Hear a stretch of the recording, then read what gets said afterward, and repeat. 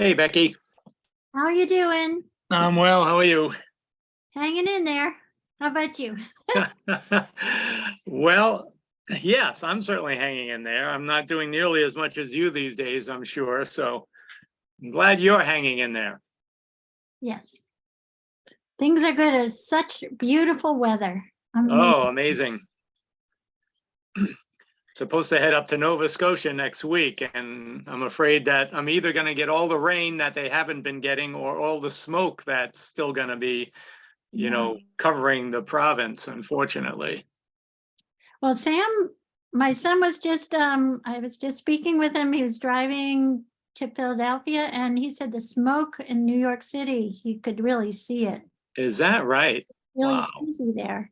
I don't know, AJ, you just came into New York?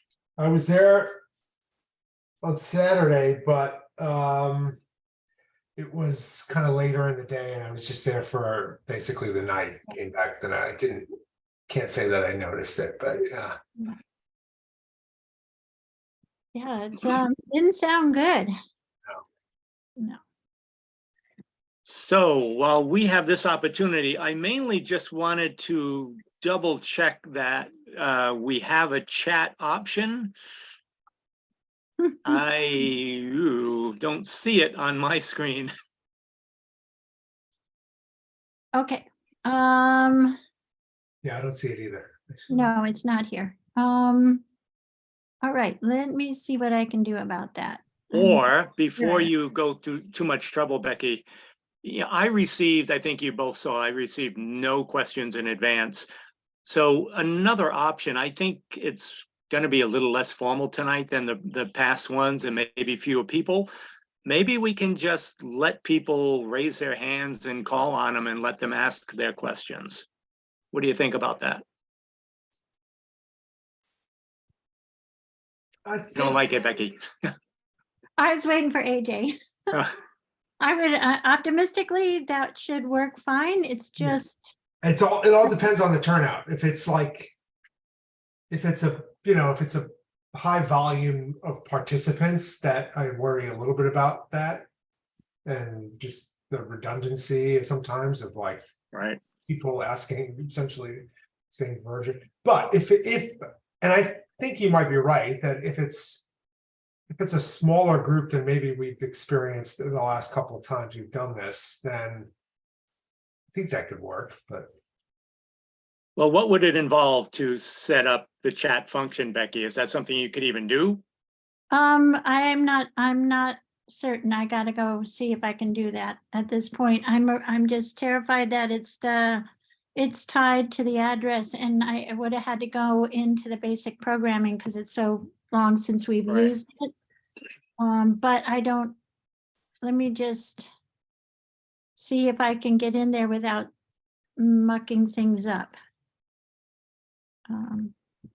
Okay, why don't you check on that? And, worst case, if we have to go without it, then, I'll just kind of make a plea, in my opening remarks that, we don't have the chat function and, please be appropriate in your questioning and, whatever. I'll think of something to say. right. Okay. Hi, George. Hey, how's it going?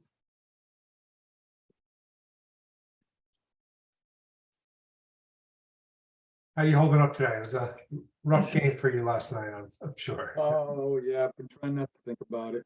All right. So sad. Just bring it up. Yeah, it's all right. A lot of people talking about it today. So George, is it easier for you when it's like not even a game versus a nail biter? I'd rather a nail biter. I mean, they've been keeping us on the edge of our seat all season long because they can never close out a game anyways. But Yeah. that was just embarrassing last night. Yeah. Just a terrible way for a team that had such a great season to go out, Yeah, well, like the Bruins. Yeah, I was just going to say that exactly, just like the Bruins. Yeah. That one was even.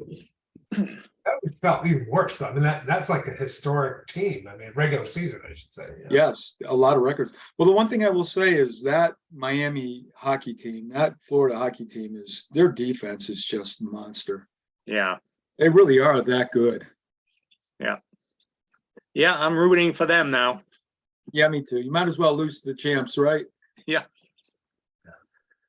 Little consolation.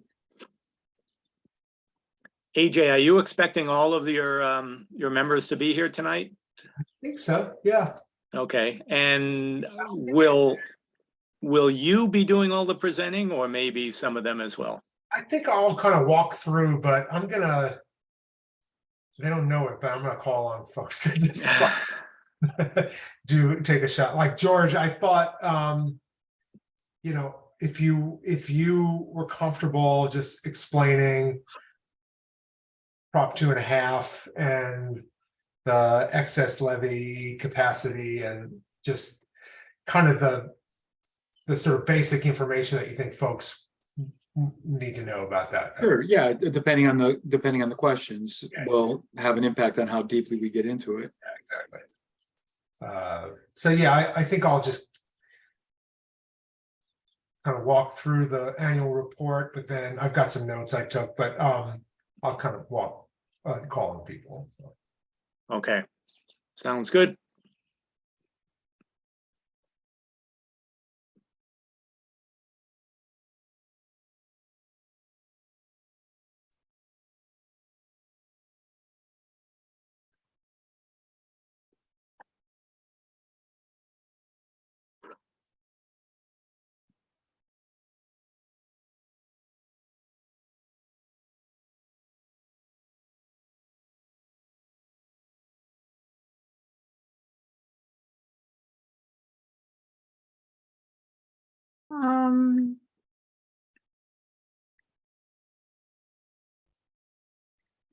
Yeah, I found where to change the setting, Paul, but I think I should have done it before setting up the link, because I don't see any changes here. So I'd have to and it's not letting me take it as an edit. Okay, so that means everyone would have to go out and log back in again, essentially? I think it looks like a small enough group, Paul, that We can try, but I'm not sure if we can try, but I don't think it's, because I didn't see any change here. Becky, what are you trying to do? I'm trying to set up the chat function, but I think I would have had to do it before it assigned the address. You should be able to do it, actually. This is on it. Well, you'd have to make me co-host. That's, yes, ma'am. What? I mean, I can't look at the function. I'm gonna make AJ and George co-hosts at the same time. Okay. Let's see. I'm getting all these notifications now. Click.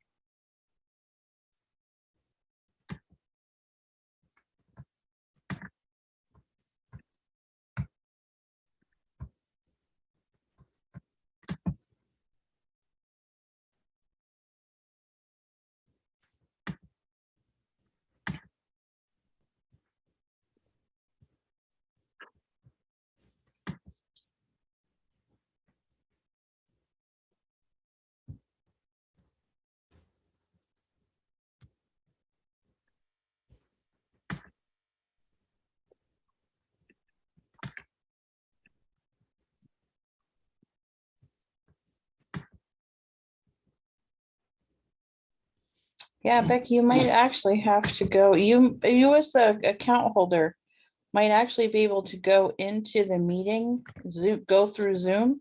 You might be able to click it without us logging out. I Allow you to clicked the do that? meeting chat and I reset it under settings. Mm-hmm. But there was no, it says my settings are updated, but I didn't see anything in the link. Okay. I mean, the menu bar still doesn't show the chat. Yeah, I don't see it here, and I just clicked on a couple of things and.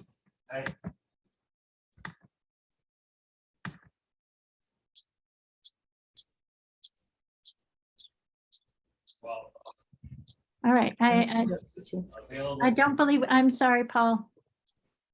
That's quite all right. I think, you know, with a relatively small group, we'll just go with option B. That's fine. And my clock says 6:32, so we'll give it a couple more minutes maybe, and then we'll get going.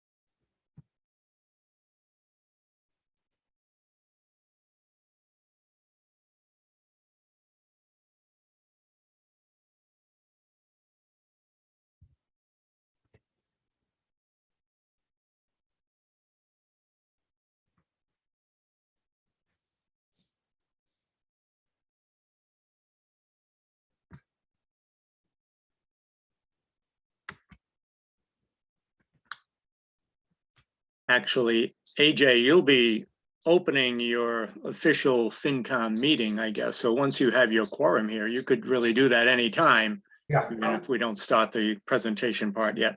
Okay, so yeah, what I'm gonna do, I'll just call the FinCom meeting to order. It's posted for tonight. We've got 6 members in attendance tonight.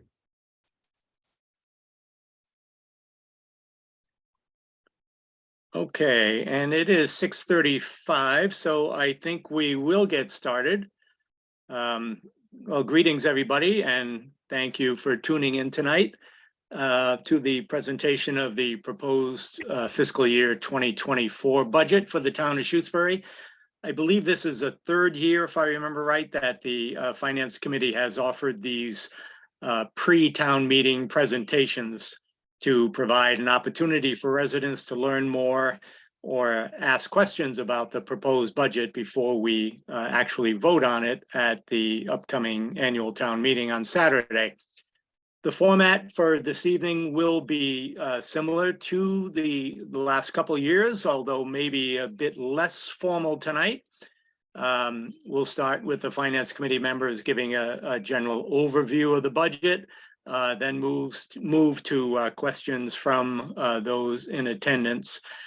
In contrast to the last couple of years, I actually received no questions in advance of tonight's meeting via email. So there'll be plenty of opportunity to ask your questions tonight after we hear from the Finance Committee.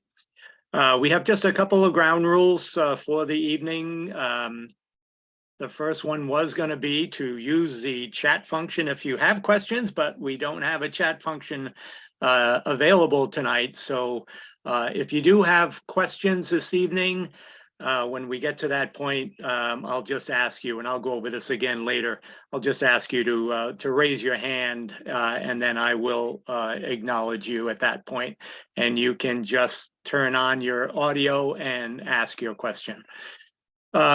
Please keep in mind that this is an information session. It's meant to provide more information or clarification about the budget. It's not a time to express opinions about that budget. That opportunity comes on Saturday at the meeting, the town meeting. Please keep your audio muted for the beginning of the meeting until you have a question later on. So that's all I have to say for now. At this point, I'll turn it back over to AJ, who will walk us through an overview of the various components and highlights of the proposed budget. AJ. Hey, thanks, Paul. And thanks for agreeing to moderate tonight. You always do a great job at this. It's not an easy job, but I really appreciate it. And I want to just quickly introduce, we have 5 other members of the committee in the meeting tonight.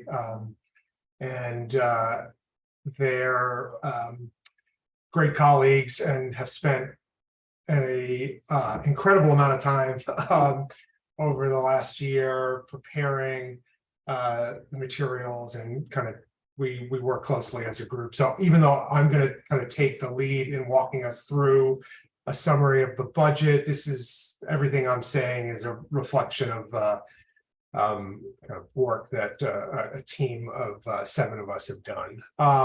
So in the meeting right now, we have George Arvanitis, Bob Groves, Jim Hemingway, Susie Mosier, and Jim Walton. And once we get to the Q&A portion, I think members should feel free to kind of raise their hand and respond to questions if they feel moved to do so. I should also mention that we have another member who's just concluded her stint on the FinCom, Melody Chartier, and I want to thank her, even though she's not in the meeting right now, but for being a great colleague and for spending a lot of time doing a lot of work with us over the last couple of years. So more on an opening in the FinCom. We'll mention that later in the meeting as well. But that's the crew we have here for tonight. And as Paul said, we're going to just provide a quick overview of the FY24 budget. There are several documents that have already been posted to the town meeting. Did I forget George Arvanitis? Somebody said? Oh, sorry, George. I thought I said your name. Okay. There's several documents that have already been posted to the Shutesbury website under the 2023 town meeting page on that page. A couple of them, well, one of them in particular is going to be important for tonight. You may want to download the FinCom's annual report document, which is posted there. I'm going to share my screen shortly, and I'm going to be walking through that report. But that certainly will be a useful document for you to follow along with. Okay, so let me begin by sharing the annual report.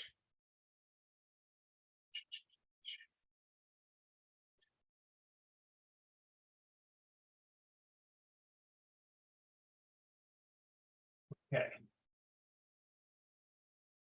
All right, so I think maybe before I start walking through this, I should just say a couple things about the role of the FinCom. So, vis-a-vis this budget. So I think it's fair to say that like our primary role is to advise and make recommendations to the town meeting on this budget that we're going to be discussing tonight.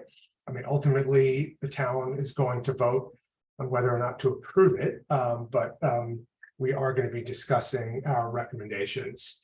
We also, of course, will make recommendations on other issues and warrant articles that have financial implications. And so if you've looked at the list of warrants, you'll notice that many of them have a comment that indicates whether the FinCom is recommending approval or not of that warrant.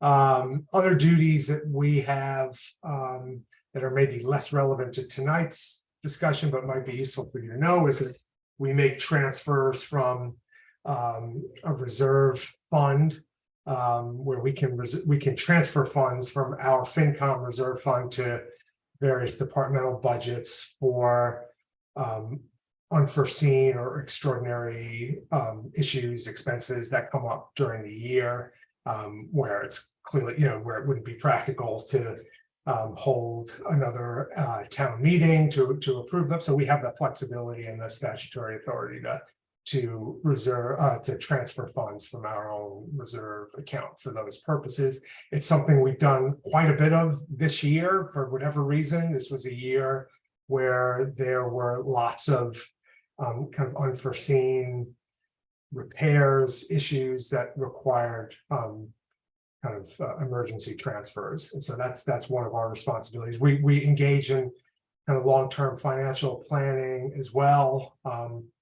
That's particularly important for kind of scheduling and planning for future capital projects and, you know, addressing kind of longer term challenges that the town needs to discuss or address. And I think lastly, we have FinCom representatives that sit on several other important committees, including the school committee and capital planning committee and the personnel committee. And, you know, in that capacity, I think it's fair to say that we spend, that we pay particular attention to financial issues that are relevant to the work of those other committees as well. In terms of the budget, which we're going to go over now, here's kind of quickly sort of the process that we follow. So we provide kind of general guidance, I think roughly in October it was, to all of the department heads in the form of a letter that's sent to all departments. In the last few years, including this year, we recommended that departments in developing their budget that they or their proposed budget that they propose a level service budget. I should maybe say something about that. Like there's a distinction between a level service budget and a level funded budget that may or may not be clear to everybody that's in the meeting right now. But a level service budget basically means that from 1 year to the next year, that department is proposing to essentially provide the same service. And because of cost of living increases, that doesn't necessarily mean that the budget is level funded, right? If you in a scenario where employees receive a cost of living increase, for example, a level funded budget where it's literally the exact amount of funds budgeted from 1 year to the next would kind of necessitate a reduction in services because that department is staffed by employees that have received increases in their salaries or their compensation. So level funded budget means essentially the same services provided from 1 year to the next. So that was kind of the guidance that was issued. It's not a mandate or requirement, it's simply a suggestion. All departments prepared, worked on a proposed budget. We met with all department heads at some point between roughly November and February. The department heads came to a FinCom meeting that they were scheduled to speak at, presented their budget. FinCom members had the opportunity to ask general questions. I think we paid particular attention to sort of where we saw proposed increases in their department's budget and asked for explanations, justifications for those increases. That happened again, roughly November through February, meeting with each department. Then over the last couple of months, the committee has then kind of done the work of like looking at a complete overall budget and discussing it, asking questions about specific items. In some cases, committee members, we had votes on whether to reduce or eliminate particular line items. There's a lot of that kind of a discussion. At the end of that process, the finance committee then voted on the budget that to recommend approval of the budget that's going to come before town meeting this weekend, and that we're going to be discussing tonight. So that's kind of just the general process. So let's get into the details of the budget. So I think most folks probably understand that we have basically a requirement to present a balanced budget that features kind of identical expenses and revenues. So for the proposed budget, we have total expenses of $6,906,000. Sorry, $6,906,641. That's the proposed budget for FY24. That represents a 3.4% increase from the town's FY23 budget that was approved at last year's town meeting. So, you know, that represents a significant increase. There's kind of no way to sort of ignore that fact, right? That's a significant increase. And so I think it's important. There are kind of a few important pieces of context that I wanted to communicate just in connection with that big overall picture. So one bit of context is that kind of during the roughly sort of 2 years where we were deep in the pandemic, the committee and department heads worked really hard to present not level service budgets, but near level funded budgets. So the change from FY20 to FY21 saw a 0.14% increase in our budget. The change from FY21 to FY22 saw a 0.41% increase in our budget. So we had a couple of years there where the town's overall budget was almost constant for kind of a 3-year period. Not exactly constant, but it was very minimal increases. And so I think we're kind of at a stage now where in the last 2 years, maybe some things are kind of catching up, and we've saw, you know, pretty like we've seen budget increases that perhaps are more in line with things that have happened in terms of inflation and in terms of actually offering level service budgets. So I think that's one bit of context I wanted to share. Another important piece of context is that folks may or maybe don't follow this in the newspaper, but a number of our neighboring towns have either held their town meetings or are about to, and so we've looked at some of the budgets that have gone to town meetings in our sort of neighboring communities. And what we're seeing in Shutesbury, or what we're proposing, I should say, is kind of on the low end of what we're seeing our neighboring towns do. So just to give you some examples, Leverett proposed a 4.5% increase in their budget. Pelham proposed a 4.1% increase in their budget. Northampton, obviously a different kind of community, but proposed a 4% increase. Amherst a 3.4% increase. Whately a 5.0% increase. East Hampton 7.6% increase. I just say this to give you some context that we're not what we're experiencing in our town in terms of this proposed budget is not inconsistent with what we're seeing in neighboring towns. In fact, I think it's probably on the kind of lower end in terms of the magnitude of the increase that's being proposed. Okay, I think we all also should keep in mind that we're dealing with kind of unprecedented inflation in recent years. You know, I think that inflation has fluctuated somewhere between like 5 and 9%, you know, over the last year. That's certainly an issue. It's affected certain budget lines for sure. We're going to talk about fuel costs, for example, at some point tonight. That's certainly taken a hit due to inflation.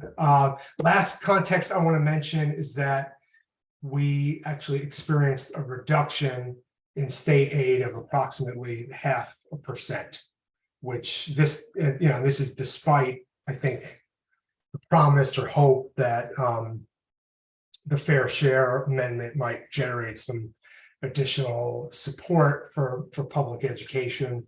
We're not really seeing that this year. That's a concern. Should be a concern, I think, to everybody in the meeting tonight. So those are just kind of some sort of overall themes or overall context I thought it was important to share. All right, let me mention a couple things just in terms of the report we're looking at. So based on current assumptions, our tax rate would be $19.16 per $1,000 of assessed value. That would be an increase over the FY23 tax rate of $18.44. Important caveat here is that this is basically based on an assumption.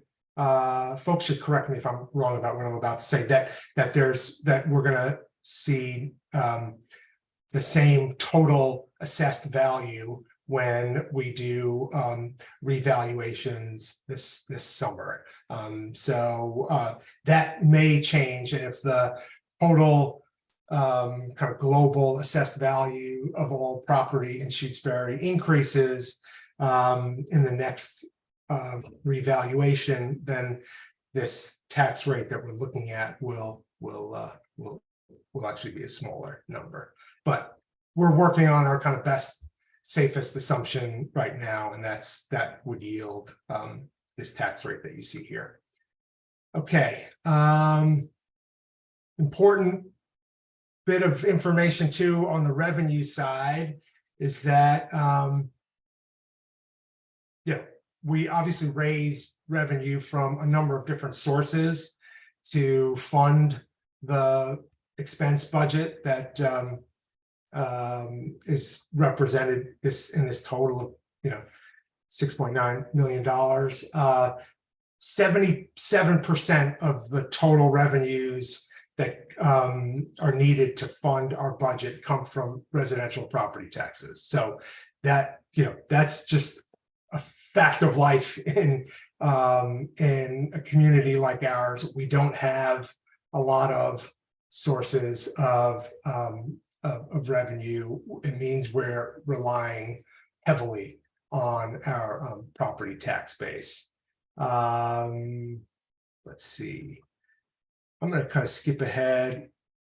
This pie chart kind of gives you an illustration of that point, right? Where you can see how much of our budget here is funded through residential taxes as opposed to some of these other revenue sources that you see here. In terms of expenses, maybe I'll spend a second on this pie chart here. You can see that approximately $4 million or 58% of our budget is used to fund the elementary school and our portion of the regional school district that we are a part of, the secondary schools. So, a huge chunk of our budget is spent on education. You can see some of the other kind of large categories include general government, fire and police, highway, public works, health insurance, human services, retirement and other benefits is about 5% of our budget. That gives you kind of a breakdown of the distribution of kind of the large categories that exist in our budget. Let's talk a little bit about that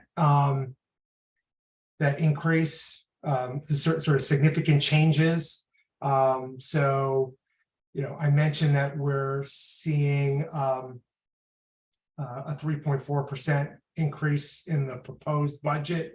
That represents $226,000.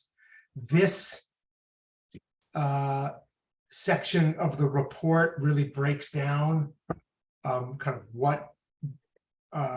where that $226,000 is coming from in terms of like specific categories in our budget. The largest one is the elementary school. So the school budget has increased $84,000, or that's about a 3.7% over their budget last year. The bulk of that increase is instructional staff. So there's $69,000 increase in instruction in kind of various budget lines that comprise the instructional staff part of their budget. There's also a pretty significant increase of $34,000 that's being spent on kind of operations and maintenance, like building operations. So that includes things like fuel, telephone, building maintenance. I think those are the kind of big subcategories in the school budget that are leading to, roughly an $84,000 increase. Other kind of categories or individual lines that saw significant changes include town employee salaries. This excludes the school employees who are on a contract. This is a big theme, is item D. We're seeing really significant and concerning increases in our legal costs. We're on a number of different fronts. The town is having to spend kind of significant amount of funds on legal support. And so that was a significant chunk this year. Retirement, solid waste saw a $15,000 increase. Total human services, that whole category of our budget saw a $13,000 increase. We're seeing an $11,000 increase in our assessment for the regional school district, which we're quite fortunate. Our town is seeing a much smaller increase than neighboring towns that are part of the regional school district. And that's because we've kind of made this transition that I think most of you, if not all of you, are aware of, where the formula that's being used to determine what each of the member towns are, how they're assessed to fund the regional school budget has changed in ways that really favor Shutesbury over the last couple of years. And you can see the other items on this list. There's really only one kind of category or item in our budget that saw a significant decrease, and that was in the costs for elementary school transportation, where we're saving about $11,000 this year. Let's see, let's move on. Maybe I'll pause for a minute and see if there are any questions about anything I've discussed so far. Anything need to be clarified? Yeah, AJ, I think it's probably best if people could just keep track of their questions, and we'll ask them at the end. Okay. We might get sidetracked now. Okay. All right. Just as we were starting, I asked George if he'd be willing to just take a second to explain Prop 2.5 and this whole business of kind of a tax levy capacity, excess levy capacity, the items that are included here in number 2 in our report. George, would you be willing to just say a couple of things about this? Sure, I can. It might be helpful to have the revenue schedule up, but let's try it without the revenue schedule. I can pull that. I've got it up here. Yeah, if you could blow it up maybe just a bit. So I think everybody's aware about of Proposition 2.5, and basically it has two specific rules, if you will. One rule says that your levy ceiling, the most you could ever tax, you could bill in property taxes in a single year, is 25% of the value of all your taxable property. So if we look at line 7 and we look at line 8, the value of all the properties in the current year is $293 million. And then $25 times that is going to give you $7,031,031. So we are not allowed to tax beyond that amount. That's the first part of Proposition 2.5. The second part of Proposition 2.5 says that the levy, the amount that you can add to your levy, which is our levy is on row 1. And if you look at the proposed FY24 amount on row 1, $6,011,000. That is the same amount that is in fiscal 23 on row 6. So that's our current levy in FY23. And property tax levy limit. That's our property tax levy limit. And what Proposition 2.5 says, the second rule, is you can increase your tax levy by 2.5% of that with a majority vote, up to 2.5% of that with a majority vote. So line 2 is 2.5% of our current levy limit. And so to balance this budget, all right, so I won't, let me take that back. I'll get to that in a second. So what we see in the first 6 lines is last year's levy, the amount we're allowed to increase it, and then the assessor's calculation of what's expected to be new revenue next year from property that had not been taxed in the past but will now be taxed, which is generally additions or new buildings, things that didn't exist and therefore couldn't be taxed. Next year, those properties will generate an additional $40,000 worth of revenue for us through property taxes. So we end up with row 6, $6,201,709 in revenue. Now that's much lower than row 8, our levy ceiling. So our levy ceiling is really irrelevant for us because we're not even close to it. So what we do have to do is make sure that we don't increase that previous levy before debt exclusion, line 1, by more than 2.5%. Okay, so there now where it gets tricky is in the rows down below. When we jump down to row 16, I think everybody's heard about debt exclusion overrides, and we've heard the Finance Committee talk about it. When you want to raise your property taxes above and beyond, excuse me one second.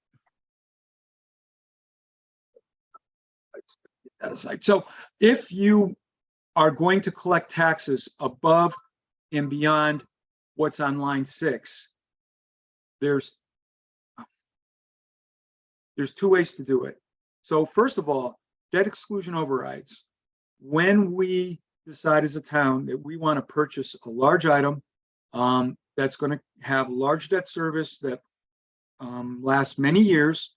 Traditionally, it was in my time living in town, it was the elementary school. We had a 20-year note, and in the future, it'll probably be the library. We'll have a note, and we can calculate the debt service for each year for a given year and what amount of revenue needs to be generated from property tax to cover that amount. And with a 2/3 vote, we can add that to the tax levy. And the assessor can then, or the town collector can then collect not only for the amount of the tax levy, but the amount of the debt exclusion that everybody agreed to on top of that. So that's one way we can, and that's really what line 14 is. There was a capital project at the library. It was voted that that would be paid for through a debt exclusion override. It was approved many, many years ago. And so to the amount of row 6 property tax levy that we calculate, we will add that $35,000. And you can see that on line 17. So, and I think everybody understands that exclusion overrides, because most everybody here that I've seen has been to all our meetings in the past. Now, to balance our budget, so at the very bottom of this page, there is that amount of the budget that we're going to fund, that we need to fund, to balance, if you will. And it's a little farther, AJ. It's really the bottom line. It's that $6,906,641 that we saw in the finance report. Okay, so we need to take all the revenue from this sheet and make the bottom line that number. So what we do is we take the total revenues there, we subtract the special program on line 58, and we get $6,886,000 on line 60. And then we have one item that we're going to fund partially with cash this year, free cash. So that 15,000 is coming from free cash. So we subtract that to get to line 53. Notice I'm working my way backwards. So now we're at 6,871. The section above that, the local receipts, line 42 through 52, is the estimate that we received from the finance professionals in our town, treasurer, collector, assessor, on how much we can expect to collect in each of these categories. And the answer is 5 million, let's just say 585,000. So you subtract that. And then also we have our estimate of state revenue on line 41. So we also subtract that number. So we subtract line 41, 708, line 52, 585 from the 6871 on line 53. And if you scroll up, AJ, you're going to see, yeah, right to the next page. Yeah, there you go. Thank you. And then, look at this right. Yeah, so now you got to look at line 23. That's the result of the math that I just described. We have the amount we need from the budget. We subtract all the other revenue sources, the state and the local, and we find out that what we need is $5,578,273 from property taxes to cover this budget. Now, we have line 22. We're going to increase line 23 by line 22 because we know what we bill everybody, we may not be able to collect, and what we expect to bill everybody, we may not be able to collect. So we put in a buffer of 40,000. And the reason we may not be able to collect it is mostly it's exemptions. We have some special exemptions in our town that people can apply for. And there are some exemptions by state law that some people will automatically get. And then there are deadbeats, not usually many, but this allows this, by adding this amount to the amount we need, we are actually going to have a tax levy that's slightly higher by 40,000. By collecting that extra 40, we know we have enough money so that we can fund the budget. So now here's the tricky part.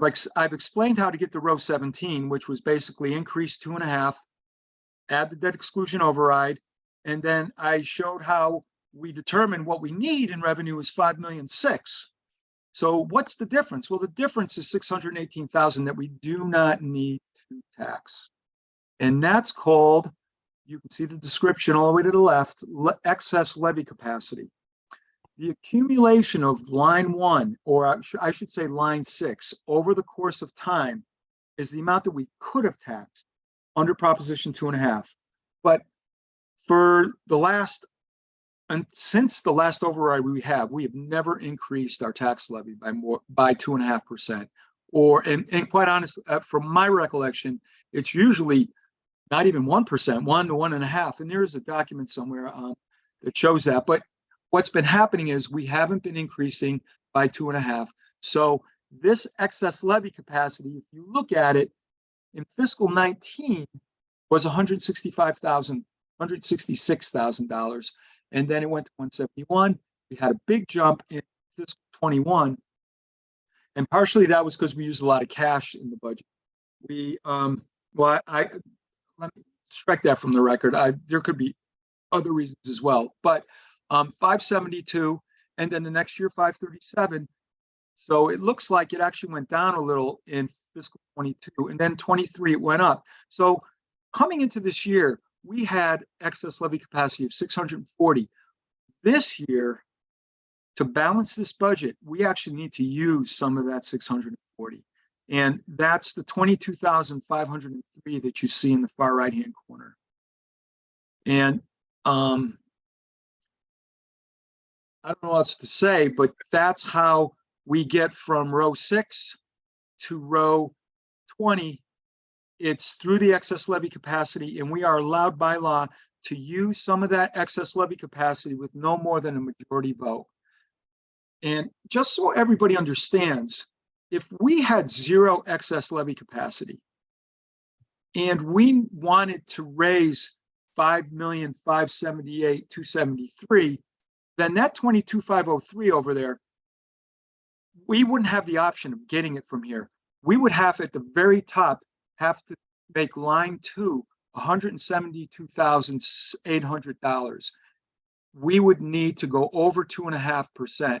That would require a debt that would require a 2.5 override, which would require 2/3 vote by everybody at town on the floor at town meeting. And so because we have excess levy capacity, we don't need to ask for that amount. And I think that's pretty much it. I'm sorry if I was long-winded, but I hope that was clear. Very, thank you, George. You're welcome. All right, let me go back to our annual report document. Okay, so let's talk a little bit about kind of reserves, what we're recommending. In terms of, there's a number of warrant articles that relate to proposed capital projects. One of our functions as a finance committee is to recommend spending source for how to fund each of those capital projects if they are approved at town meeting. So the next kind of couple sections really summarize this. So in section 3 here, you can see that as of the beginning of this fiscal year, this was kind of the state of our cash reserves. And we've got 3 main sources of cash reserves here. We have free cash, capital stabilization account, and a general stabilization account. And kind of the total reserves available prior to this weekend's town meeting, kind of total $1,462,000. That includes or was reduced by $155,000 for 2 projects that were approved at the special town meeting that took place earlier this year, where the town voted to approve the use of funds for PFAS remediation and for this new accounting software that the town is using called Vadar.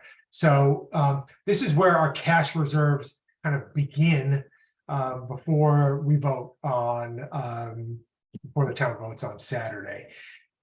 In section 4 here, you can see all of the different items that are not part of our general operating budget, but are projects that are coming before citizens at annual town meeting.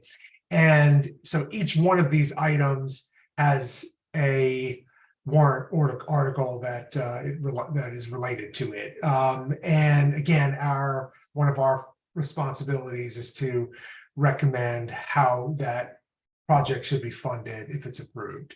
So let's kind of walk through this real quickly. So the highway department needs a new backhoe.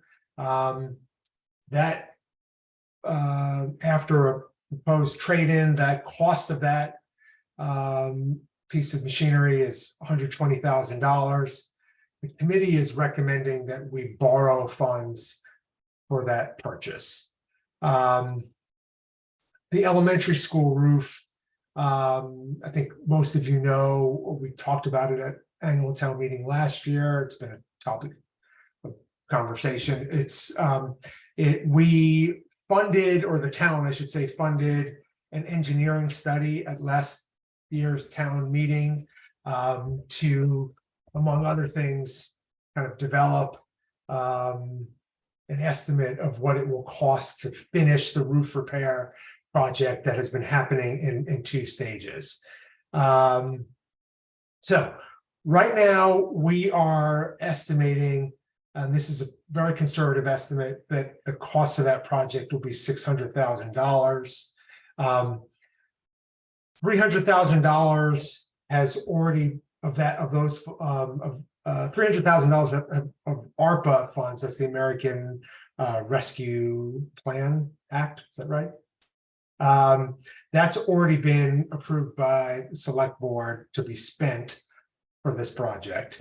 We were also quite fortunate to have our local representatives advocate for a state grant kind of earmark specifically for this project in the form of $200,000. And so that leaves a balance of roughly $100,000. There's some thought that the actual cost may require even less, but for planning purposes, Becky's nodding her head, so I think she might have new information about that. But for planning purposes, we've gone into we're going into town meeting, assuming that we're going to need $100,000. We're recommending that it come from capital stabilization to fund that project. We have the culvert project, which has been kind of an ongoing project that has seen delays and kind of increased cost. That project's going to require $60,000. We're recommending that be funded from capital stabilization.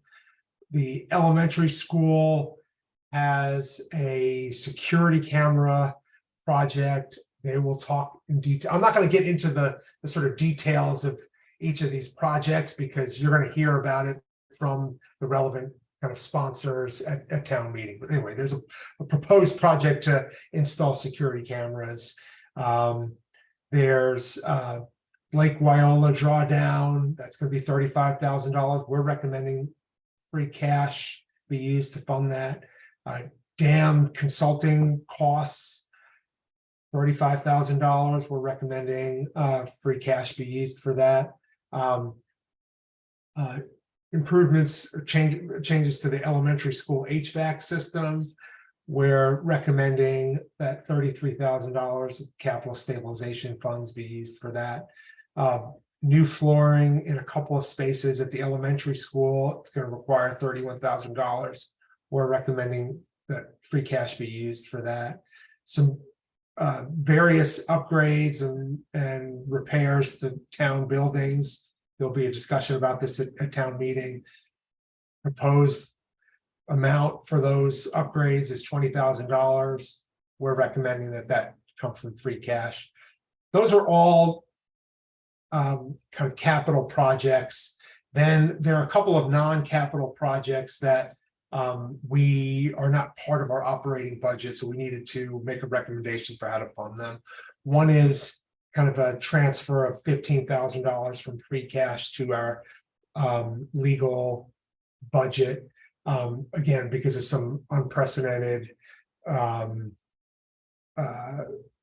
needs around sort of legal representation, and then $3,000 that is going to be required to pay a couple of outstanding bills from prior fiscal years that were kind of fell through the cracks, and there's it's going to require approval from town meeting in order to pay those bills. So after assuming all of those items are approved at town meeting, this is what our cash reserves.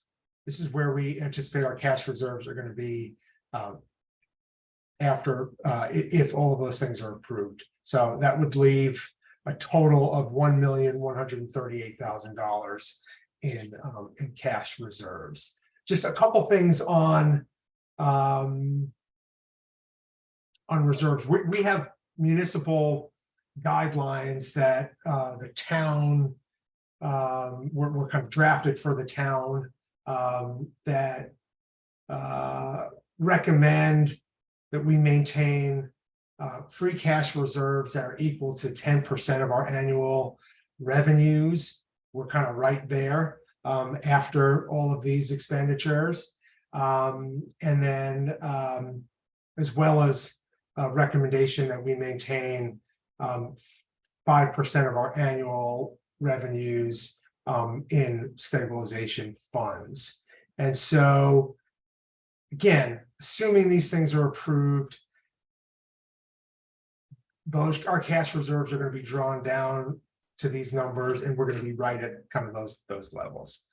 All right, I talked way more than I thought I was going to tonight, so I should probably just kind of wrap up there. There's a couple of other sections of our report where we talk about upcoming kind of potential capital projects. Maybe this will come up in Q&A, and just some kind of general themes around sort of risks and opportunities. Again, maybe this will come up and we'll have a chance to discuss them in the Q&A portion, but I'm thinking I should probably kind of wrap up now and see what questions we have. Thanks for indulging me. Thanks, AJ. Yeah. I just wanted, before we get to the Q&A, I just wanted to see if other committee members or Becky maybe has anything to add about the overview. I do have one question about it, actually, just for clarification purposes, but I wanted to check with others first on the committee, or Becky. George.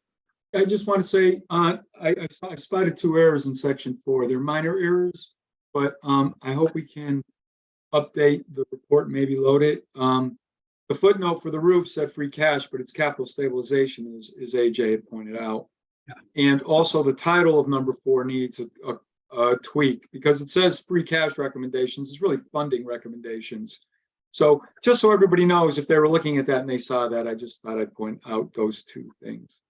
I don't know how we miss those. We get so focused on the numbers. Yeah, thanks, George. So just so it's clear, this note here correctly says that we're recommending that $100,000 of capital stabilization funds be used for the school roof project. It's the footnote down here which says $100,000 of free cash. So that's an error. Thanks, George. Yeah, thank you, George. That was exactly the clarification point that I had wanted to make as well. So thank you for that. So any other committee members or town administrator comments before we get to the general Q&A, or select board members? Seeing none, I guess I will open it up to general questions now from other people attending the meeting. Again, I would just ask that you raise your hand if you have a question. Wait for me to acknowledge you. I'll try to acknowledge people in the order that I see them raise their hands in.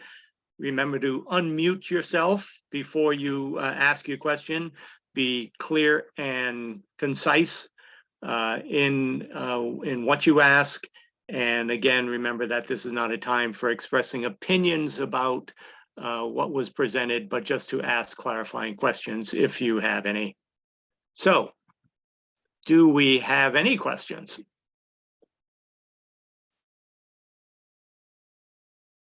I am seeing one from Mike Vinsky. Mike, you want to unmute yourself and ask? Thank you. Yeah, thanks. It was concerning George's explanation of getting to excess capacity and everything, and I followed everything right up to the very end, where came up with line 20, and then that moved into coming up with line 19. I'm not I don't understand where line 19 came from then. So where does line 19 come from, basically? So George, that's the excess levy capacity. Yeah, okay. So at the top, we've worked with the DOR to build this presentation here, and the DOR has told us, their consultant has told us, and I think everybody remembers, I think Joe is his name. This is the way we need to present the budget. We need to show the 2.5 levy increase that would be allowed under Proposition 2.5. So we have to add that amount to the previous year. So the previous year's line 6 of 6,011,000 on row 6 is showing up on row 1 in fiscal 24. We're required to show what 2.5% of that is, and to add that 2.5% plus the new growth to get the new amount of the tax levy limit. That's 6.2 million on row 6. Thank you. And then we add to that the debt exclusion override, which is down on row 16, the total of the debt exclusion override. And we end up with the amount that we can tax. This is the amount that we can tax everybody in town without an override. A Proposition 2.5 override. And over the years, we haven't been taxing at that rate. We've been billing the tax levy, row 20, at an amount that we need to balance the budget. So row 20 is always different, is always lower than row 17, because we don't need to use all the funds that we're allowed to collect from property taxes. So the excess levy capacity represents the amount that we have not been increasing our property tax levy by. We are allowed by law to use that money to increase our taxes down on row 20 by that amount. But, you know, because we're not needing 2.5%, we've accumulated this very large number of 640,637 through fiscal 23. That number will be now 618. So that is the difference between what we could be raising from property taxes and what we need for property taxes to balance the budget. I hope that Right. helped, Mike. Yeah, okay, so line 19 is a difference between line 17 and line 20, is that right? Line 17, line 20, yes. Okay, and then for this year, we're using like $23,000 of that to balance the budget. That's correct. And the 23,000 comes from the difference between the line 19 of FY23 and line 19 of FY24. Is that correct? Yes, it is. Okay. And why I don't understand that concept of having to compare that to the previous year to get like that 23,000. You know, so okay, Mike, let's see. I'm going to go at it a different way. Line 8 in accounting terminology, line 19 is a plug. What that means is we've got 62,36,407 that we can collect. We only need 5,618,000. So what do? We plug a number in the middle of it, 618, and that's the difference. And as long as that number is a negative number, like the previous years have all been, then we're in compliance, and we don't need a 2/3 override. We just need a majority vote. And I know it sounds silly. We plug the number between what we can raise and what we need to raise, but really what it is it's telling you how much excess levy capacity you can have this year. And so the 22,000 just shows you how much of that levy capacity that we've built up over all the years, how much we need to balance this year's budget. So it's not like 618 is something we calculate up front as we're building the revenue. It's really the last number we adjust, because we work on figuring out what the budget needs. And once we figure out what the amount of funds are needed for the budget, then we figure out how much we need to bill in property taxes. And this 618 is the number we adjust between what we can bill and what we need. Bob Groves, did you want to add to that? You're I muted. think Mike had another question, I think. Go ahead, Bob. I think I'm just trying to address what Mike's question, I think hopefully in more plain language, which is that Proposition 2.5 allows a maximum increase in the levy in a given year of 2.5%. That's the law. And the Department of Revenue has come up with what I consider to be a workaround that, which is this concept of the excess levy capacity, which in this case, according to the math that's on the sheet, is a sum of $618,000, $618,134 after this budget. Now that is conceivably, according to what George has just explained, we could raise our tax levy by that amount without an override because we have that capacity to do so with this, using this loophole.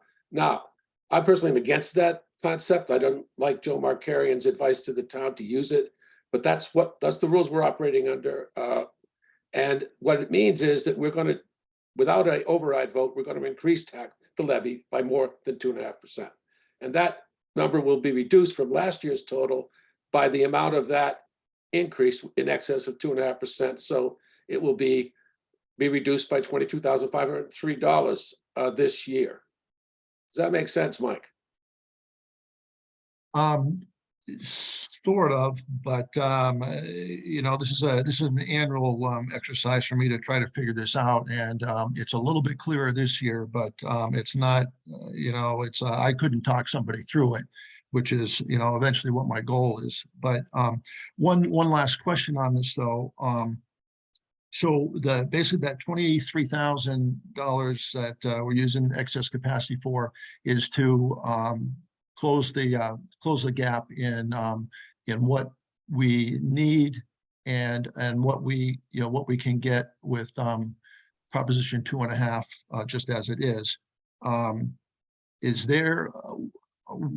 Was there a specific reason why you guys decided to go with this excess capacity this year as opposed to using maybe free cash or something, some other way to generate that $23,000 without it being an extra tax for the residents? Thanks. George, you want to answer that along with whatever else you were going to say? Yeah, two things. I'll answer Mike's question first. So the reason why we want to use excess levy capacity is because those increased costs in the budget are going to remain there forever.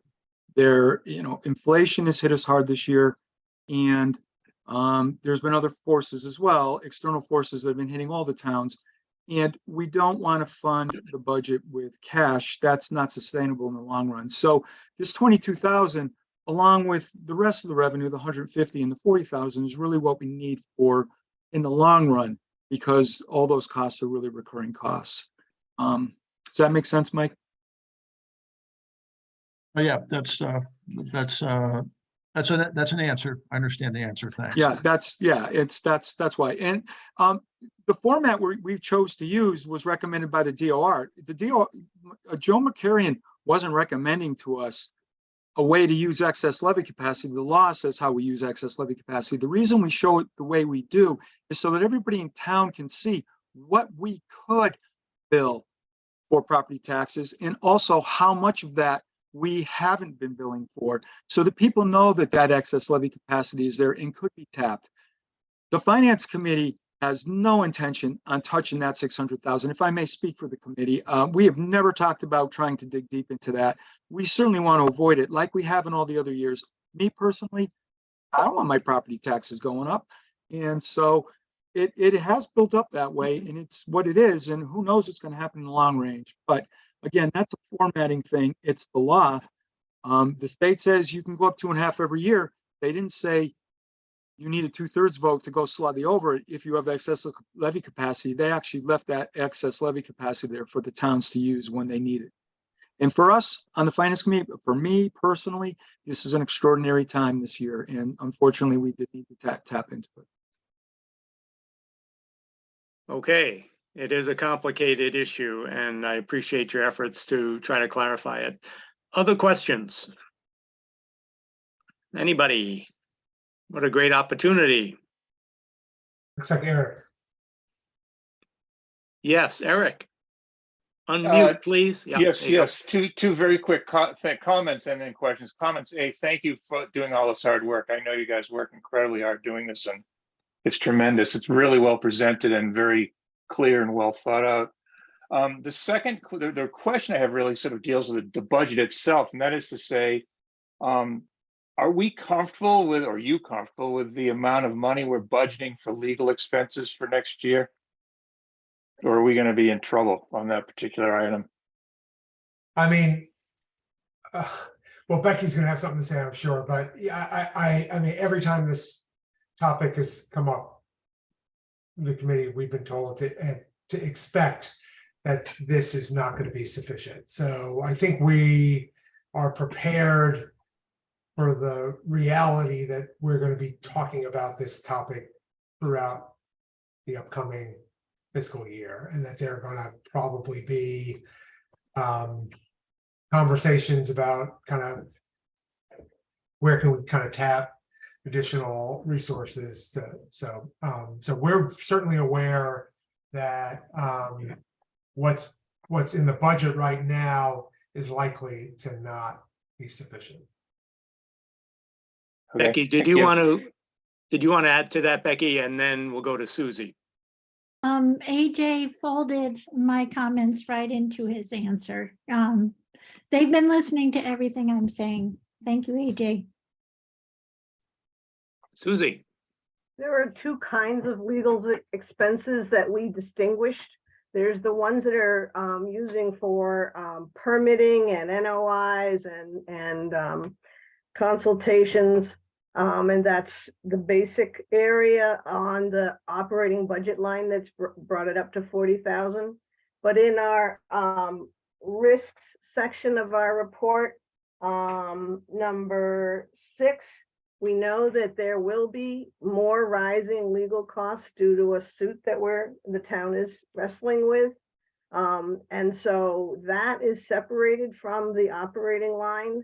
We're not seeing those as the same, and we know that we have to prepare for significant costs, legal costs due to litigation. Thank you. Just want to remind people that do not have their video on that if you do have a question, you'll have to use the raise hand option at the bottom of your screen, because if you just physically raise your hand, I won't see you, obviously. We do miss seeing your faces, so you could turn on your video if you'd like. Any other questions?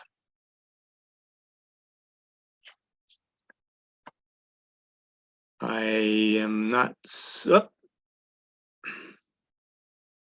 Okay, Mike. Yeah, I don't want to hog this whole evening or anything like that. So if there's a time limit on when you're planning to wrap up, that's fine. But I just wondering, AJ, you made a comment about the Fair Share Act money wasn't quite filtering down into the educational budgets for towns and stuff like that. Are you guys working on anything to try to get some of that coming our way, or is or is anybody doing anything like that? Yeah, I mean, I guess, well, I'm sure others might have something to say. I think members of the committee have had conversations with Aaron Saunders about this issue. Has he resumed his monthly? No, but that is coming back. Yeah. AJ, Mary Ann was just getting confirmation she could use the town hall on, it's gonna be Monday the 5th at town hall. Aaron Saunders will be here at noon. Monday, June 5th. Okay. Oh, that's good. I should put that. Okay. So, Mike, I think that I think we view him as kind of an important partner in advocating for more state support for public education. It's a real problem. I would encourage everybody that's participating in this meeting to write letters, participate in any kind of advocacy that you feel motivated to do. We're gonna continue to sort of press him for kind of support. Yeah, I think that'd be my answer. I don't know, Susie, you might want to. I know you. And the other thing is that the fair share money is going to education. It just doesn't happen to be local. It's going to colleges and other programs that have been seen as underserved. So the tax is being planned for where it's going. We can continue to advocate with Aaron Saunders. I know that he told us rural aid got a bump, and that's will show up in our local school. And there's other rural issues. They started up a new rural issue department at the state level. So there is activity. It's just that the bulk of the education fair share money went to the colleges. George.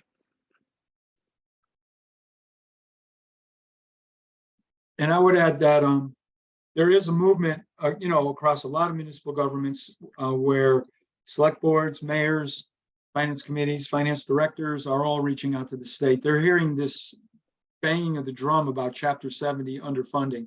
It's reading the Gazette. There's a lot of towns that have talked about it. I know the mayor of East Hampton was very big on this. And I know it's true for other education departments as well and school committees. So there, a lot of people in the state are really making an issue of this. The state has got a lot of new revenue in recent years, and it just hasn't. In fact, when we met with Aaron Saunders, I know there was a few of us on the finance committee and select board that were at that meeting. We said that to Aaron Saunders, your revenues have been going up at the state year over year. We have all these different things, cannabis, gambling, and now this new revenue, and none of it is filtering to the states. And the state has to reevaluate taxation in Massachusetts. And then the other two things, you didn't ask, but I'm just going to address them. We also talked to him about payment in lieu of taxes, and there's a bill out there for all the Quabbin towns to receive more funds for their watershed land and the Quabbin land. And so we have that in our opportunities, and that's probably the most likely new revenue source for us. We don't know to what extent, but we're certainly hopeful. And then the payment in lieu of taxes for other properties in our town that aren't the Quabbin, like at the lake, the state beach and campground, and also some of the state forestry land in our town. Aaron Saunders sounded pretty positive. He said the state is looking at it very closely. There's a new concept being presented that everybody agrees on because they know the current concept is flawed. So there are other opportunities, and Aaron will be here Monday, and I know there'll be some of us there raising these issues again and asking him, following up with him, asking him if there's been any changes, because we have talked about these things with them. Okay. Thank you. Any other questions? Where did Mike go? Mike, do you have any others? You're welcome to keep asking, Mike. Yeah, if you got the time. So another question I have then, again, AJ mentioned that our residential taxes are basically 77% of the budget comes from resident taxes and everything. Any ideas of trying to reduce that? Or I don't want to say let's bring in more commercial development or anything like that, but are there any ideas to reduce that burden a little bit or anything like that?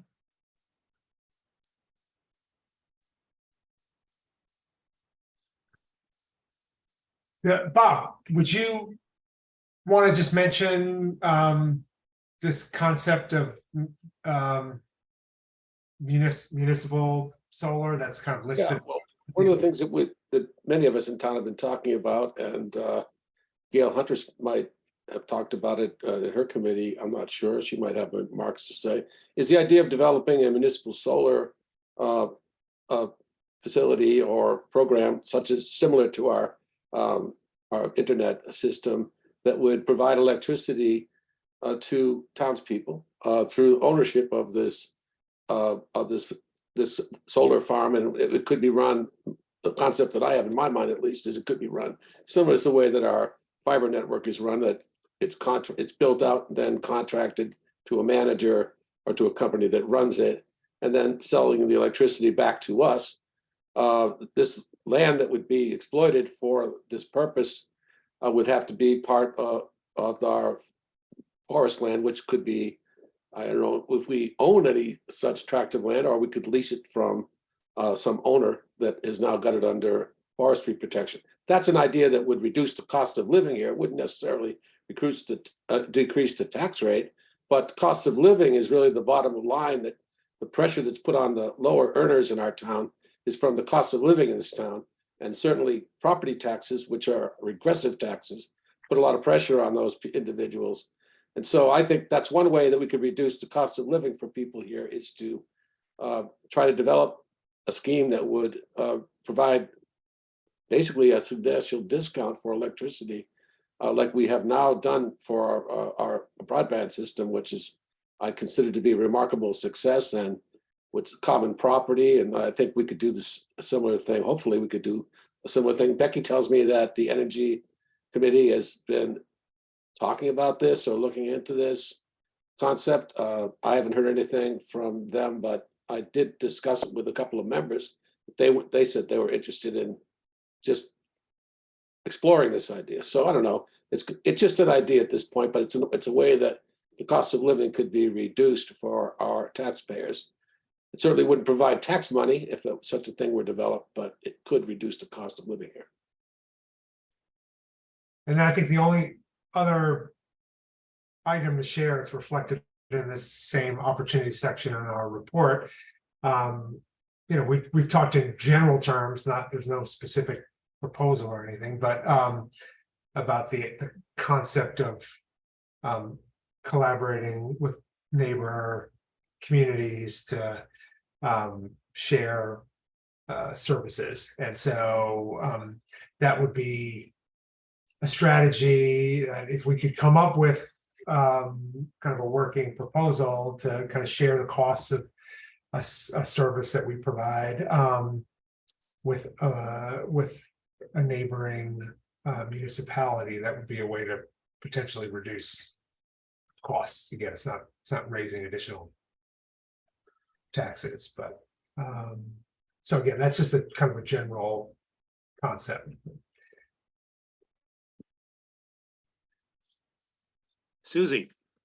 And it's not glamorous, but the town has worked really hard in terms of things like green communities to get grants to reduce the cost of the lighting at the school and the controls on the heating system at the schools. And these are hard work. These are hard projects that have been worked on by the town, and they do save us some money on costs for heating and lighting. And we continue to look for grants that will help us do that.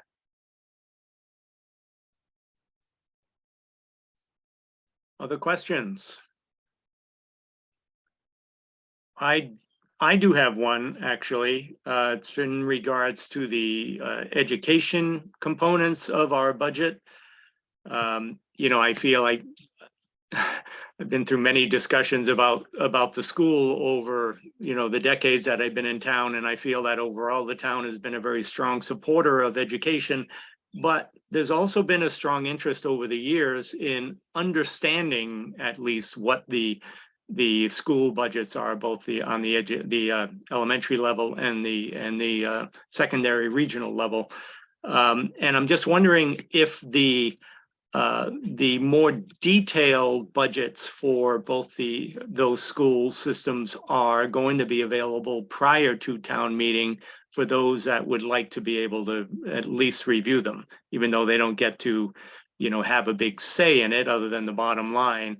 I know a lot of people are still interested in where that money goes. So will those documents be available prior to town meeting? Yeah, we should, Becky? I'll make sure to get them up. I think we have both of them updated, but we haven't gotten them up yet. So I'll ask I'll send them out tonight and ask Gail to get those up. With the other doc, oh, I guess it has to go to Grace. Okay. Okay, thank you for that.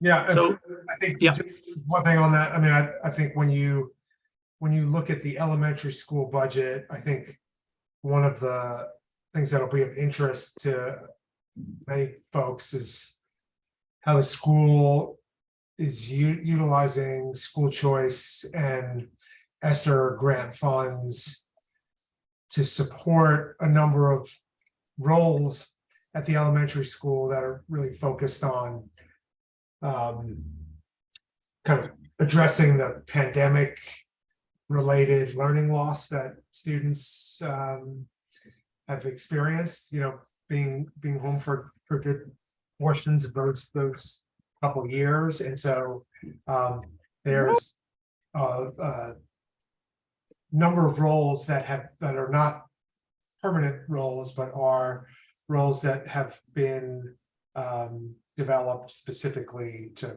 kind of support students, kind of get them back to where we would want these students to be sort of performing academically. And so that's information that's not part of the budget line, but it's part of the school's budget, and it's part of the documents that will be shared when you review the elementary school budget. I think it'll be of interest to you. Thank you. So it looks like it's 7:54. Maybe we'll wrap up by 8 o'clock, since we seem to be winding down a little bit anyway. Are there other questions before we get to just two final things?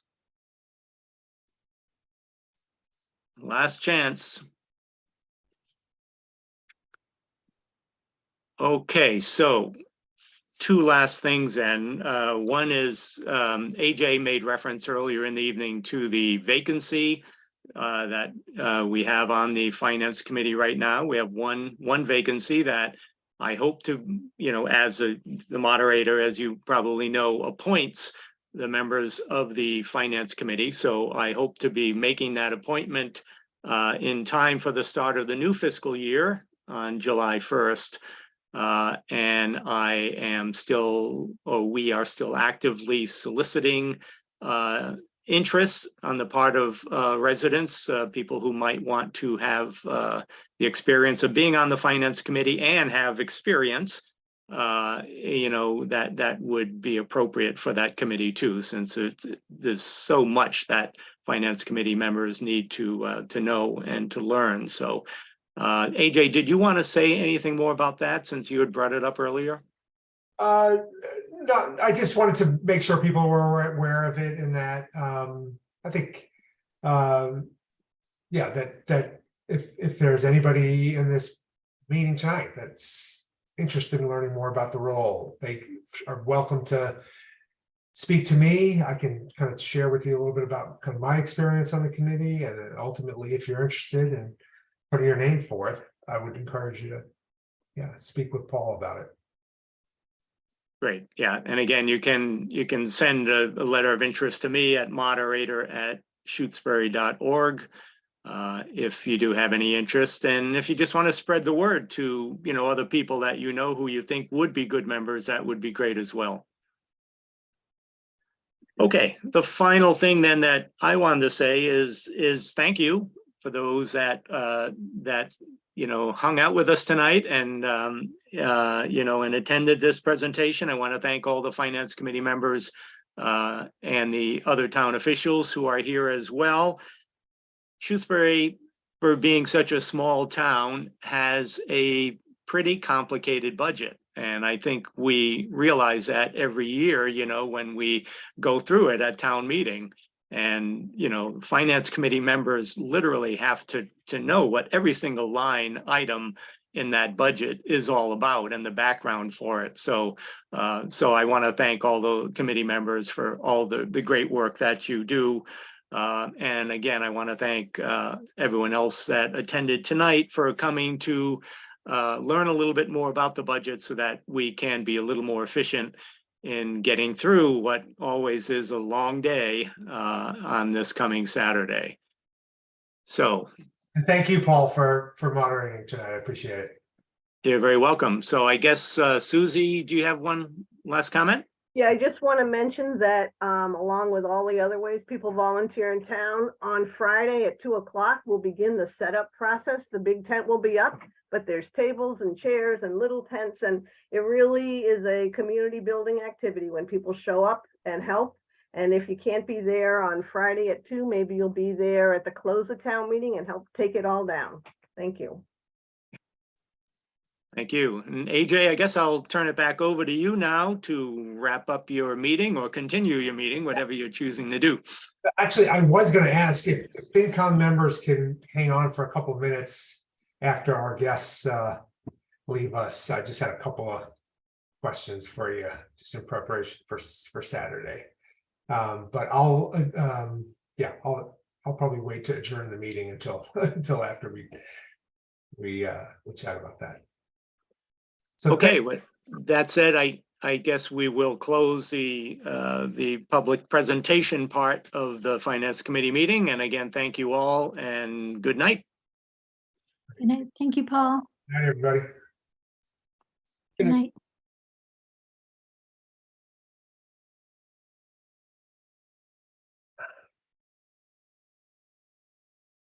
Okay, Bob. Yeah, I want to ask a couple of questions. I think hoping Becky can answer them. One is, did we get any bids or accept any bids for the school roof? Do we have a number on that? The second one is, we had a long discussion about the whole process and the whole chronology of transferring funds into capital stabilization. And we never really, at least I never really got a clear understanding of whether we can do that at town meeting or whether we cannot, or whether it has to be done at some time or in advance of the allocation or not. So I was hoping that Becky, you had dug out the information about that issue. So first, the school roof, and secondly, the capital stabilization transfers from cash. How about the school roof will be, the letter of award is in progress. There was extra, I went back through because we used a new system. We used bid docs for the first time. I'm trying to make sure I have the exact amount. And we had 8 bidders put in bids. Bids range from $362,000 to $850,000. But 6 of the 8 were below 500.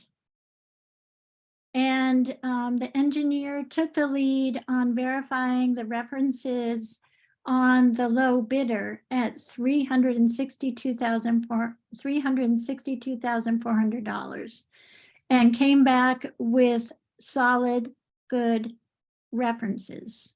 Awesome. So we are looking at, I'm kind of a little nervous, but I have it, the award letter almost complete. And the building committee has reviewed the recommendation to some extent.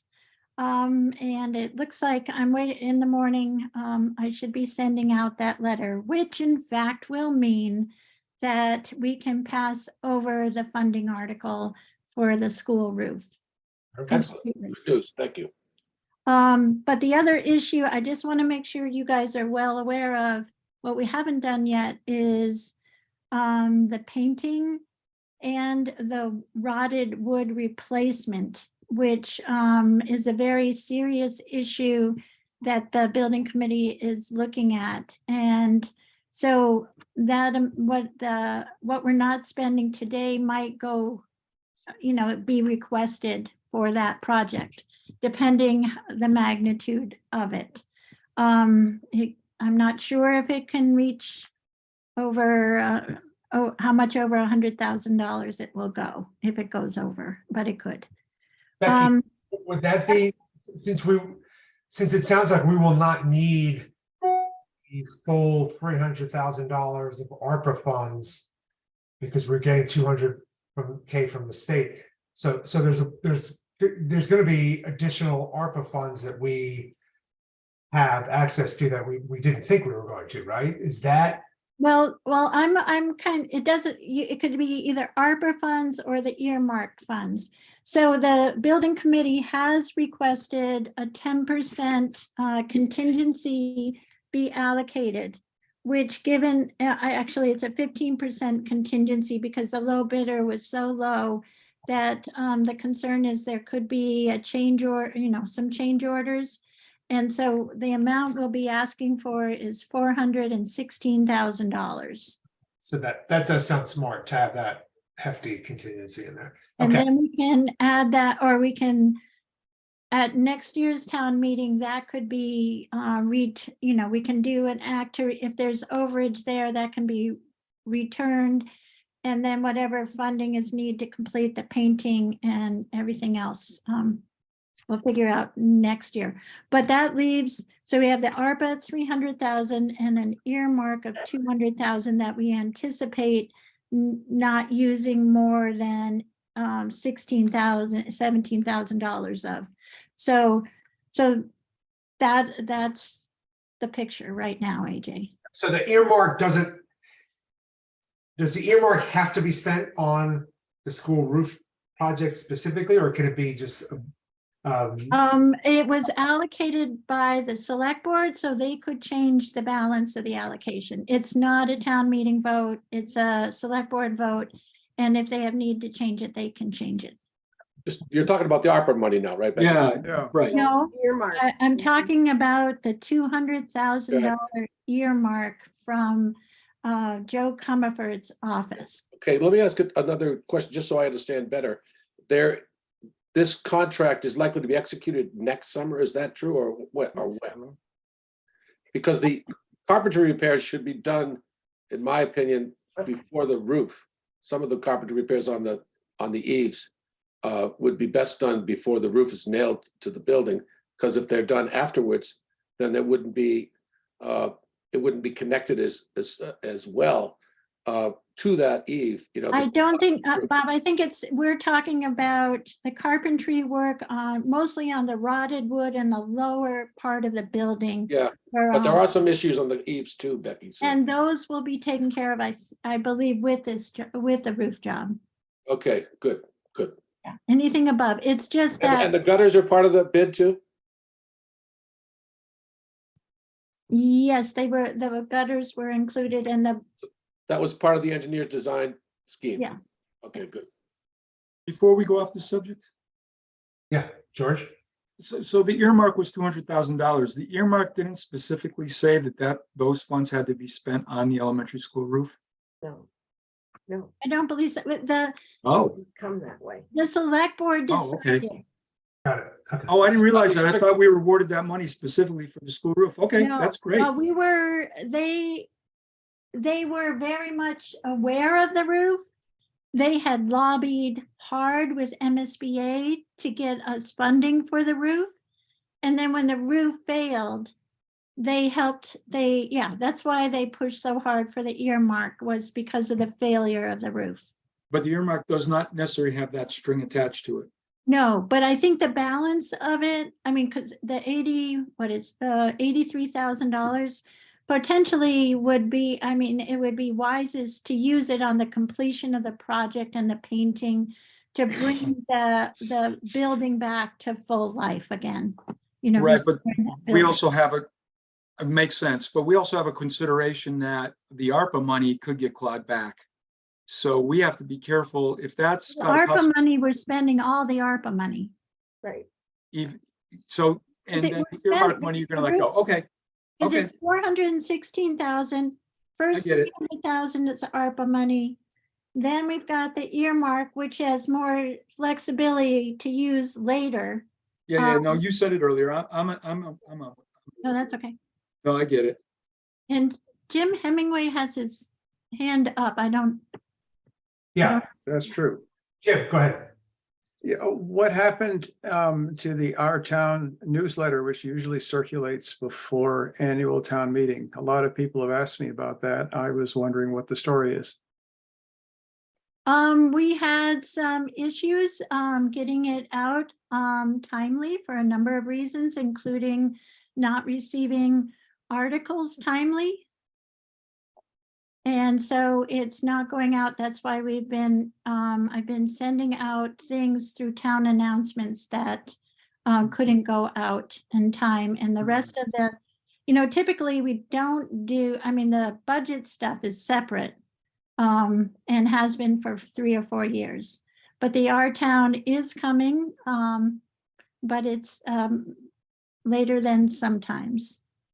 Because I think it might account for the low turnout at the meeting tonight from people in town.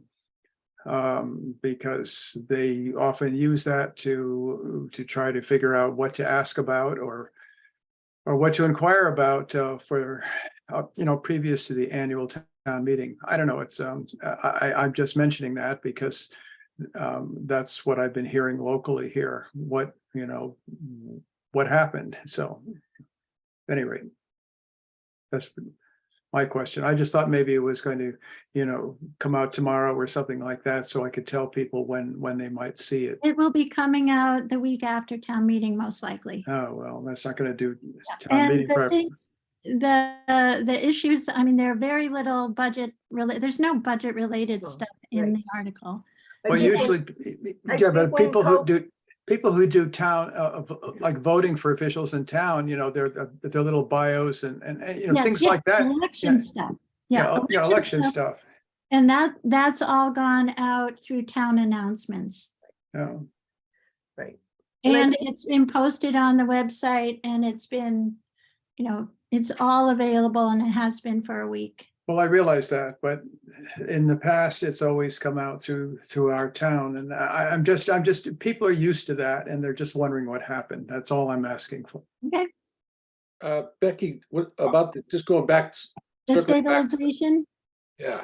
Yeah. So bottom line is you need a warrant article. Okay, now could that warrant article cannot be generated on the floor of the town meeting, or is that something that has to be a week or whatever the number of days before town meeting and posted and so forth? Yeah. Okay. Yeah. All right. Any other kind of general, Becky, we've got a highway request we're going to discuss it in 2 weeks, right? We for the $3,000. So that's not something we needed to discuss tonight, right? Actually, if you could get it approved, because it's a beaver issue and it's kind of time sensitive. As soon as we can get the okay from Concom, that pipe could help keep the culvert at the top of the pond from, the beavers keep building it up at night and they have to climb out there or go out there with a backhoe and get it down again. Right now it's working okay for the moment, but it was, I've been checking it over the weekends and highway members have been having to check it. And so if it could be done tonight, that would be great. And what exactly is the solution that would be funded? The Mike Callahan, who's a beaver expert, would put in, it's similar to a beaver deceiver. It's a pipe that confuses the beavers so that, and it keeps the water flowing so you can lower the water. Got it. I'm not sure on all the physics on how it works, but Lois Brown was just able to put one in at her end where the dam is by the houses at the other end of Dudleyville Pond. And it's really helping down there. So if we can get one, we had one and it got blown out sometime over last year. The beavers it wasn't functioning right. So if we could get a new one in there, it would be really helpful. Bob, did you have a follow-up? I just want to say that the culvert that goes underneath in the town of Shutesbury, the south end of Dudleyville Pond, of Brown's Pond. Is that where this culvert is? The culvert I'm talking about is the upper culvert in farther in Shutesbury. That's, the other pond comes Yeah, on one side of the road and then it flows into Dudleyville Pond. I'm talking about the upper culvert. yeah, right. The southern end of the pond where the road, where the. Yeah. Yeah, okay. Yeah, Monitor Yeah, so Road. that, in other words, that pond would flow over the road. The one that's on the west side would flow over the road if the beavers get in there and start to tinker with it. And there Yeah, is- you should They- check what they out their tend to do. dam. Their dam is like, it's huge. Well, I would support that if, I make a motion that we support that, All right. Do So we have Bob, a clear amount? Because I'm not sure what number. we're using. $3,000. Tim I talked to him this morning, so $3,000 would enable them to do the project. But he was running short in his expense line. all right. Bob, could you just make that motion again with the, I make a motion that we support, transfer of $3,000 for the beaver cleaver or whatever it is, the device to prevent the dam, from flooding the road For the cost of 3,000. for $3,000. Beaver I'd second. deceiver. I'll second that. Okay, any other discussion? Can we vote? Arvinette side. Groves, I, Hemingway, aye. Cashew, aye. Closure, aye. Walton, I. All right, great. Okay, and then I'm trying to think. There was the fire department, but no, Yeah, but talk about that at the last meeting. That's that right. was What did Lenny ask for? It was like, he wanted to use the call money for training in Oh, FY 23. So basically, or he's, 24. yeah, so he's running over on Training. training, but right. he has money left over in call. So he was wanting, so basically, he just wanted to make sure you guys knew, and he wanted to make sure it would be okay if he ran over, that he could use, that you would transfer the call money into the training money to cover it.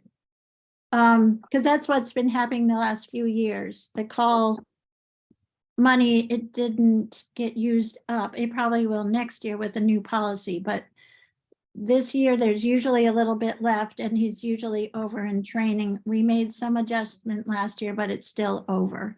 Okay, If the finance committee doesn't want to, if you want to just talk about, if you just want to acknowledge that would be okay to transfer between lines, or that you're okay with transferring between his two lines, I don't think you have to actually vote a dollar transfer. What's the number? What kind of number is he looking to transfer, Becky? Let's see. I think it was about $1,000, but I don't feel comfortable without looking. 1 second. the email I got, I think it was just from you, Becky. I never actually got an email from Lenny. So Okay, your email didn't specify a specific dollar amount. okay, so right now.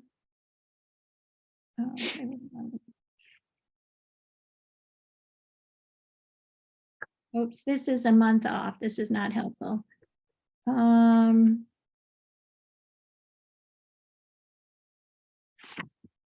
Well, let me just ask the general, in general, does anybody have a concern about Lenny doing this for a year? Again, it's not gonna be, for next year, it's gonna be a different situation because of this new policy. We don't expect the call wages line to be underspent in the same way. So does anybody have issues? Susie and then Jim?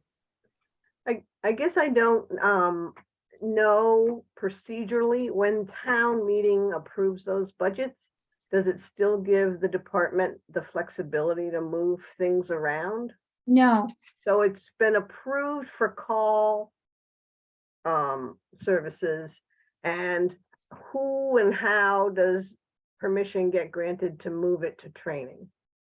It would happen at the end of the year. I mean, typically if it was over, it's the the finance committee could always use their reserves if they have enough to transfer by themselves. Or you would follow the same process you used with the select board, where together you would vote a transfer. Okay. Okay, so it's either finance uses its reserve. If there's no reserves, then finance and select board together can move money between lines. So right now, at the end of May, Lenny had $300 left in training, and he has $4,600 left in call response. All right, but if I heard you correctly, we can't act, we don't have the statutory authority to act independently to make a line to line transfer. In his Right. So you would have to like give him additional money. I think I'm just trying to get all the department heads in the habit of communicating with you when they see financial issues. So that when, they come to you and make you aware that he's probably running into this problem. Yeah. Well, All right, I'm not sure there's really an action for us to take other than communicating to Lenny that if this is something he wants to do, we're going to have to join the select board and have a joint discussion about this. And that's what but it might be the 15,000. You might have money available at the end of the year. Bob? I just Oh, sorry. wanted to say that- Okay. I mean, if somebody else in front of me, does George want to say? something? Well, if it's the same issue, keep going. Yeah, I just wanted to say something about this issue. I think that Lenny should come before us and have some specific numbers and a presentation that we can understand, because as much of an effort you're making to explain this, Becky, I think that Lenny has an obligation to come to us and to lay it before us. And And I don't think that's basically- happening here. So I think we should just shelve Okay. this idea for now, But I would appreciate if you guys would acknowledge that he's communicating. I mean, I know it's through me, but I'm bringing the message that he wanted to get. He already emailed AJ. So on the basis of his email, he is alerting to the fact that these two accounts, one is lower than the other, but he has money in the other. yeah, I just think that I think Like, Bob, there's no action you can take, but you guys have been asking to be informed about situations, right? sure. All right. Jim Walter. Yeah, just on the same topic, there's no action for us, and that there's sort of, maybe it's somewhat of a moot point, but I think a part of being informed, or the finance committee being informed, we should know what number he's looking for here. How much does he think he needs? It sounds like if he believes there's enough in this one account, would you say there's 4,600 excess? It sounds like he's looking for less than 4,600 then, if he thinks that covers his needs. But it would be good just to know how short is he going to be? He's basically looking to cover June for training. So. But that, we don't know what that costs. With the number. Yeah. And I just wanted, once he brought up the issue, I wanted to make sure you guys were aware that one account is low and the other's fine. Okay, George and then Susie. A real quick question back to talk this whole conversation about a department head can only spend money to a certain level for each of their line items, because that's what we approve at town meeting, right? Right.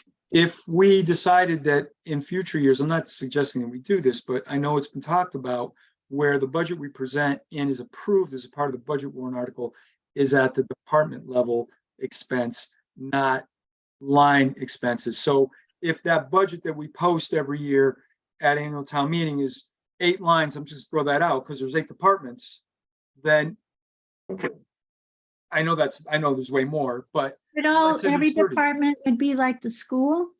Yeah, and it could be the treasurer, it could be the tax collector, right? So we could end up with maybe 40 lines. Yeah. You still need payroll versus expenses. Okay, So then we'd add up those lines. My point is, we have what, 200 lines, or just say 200 lines now.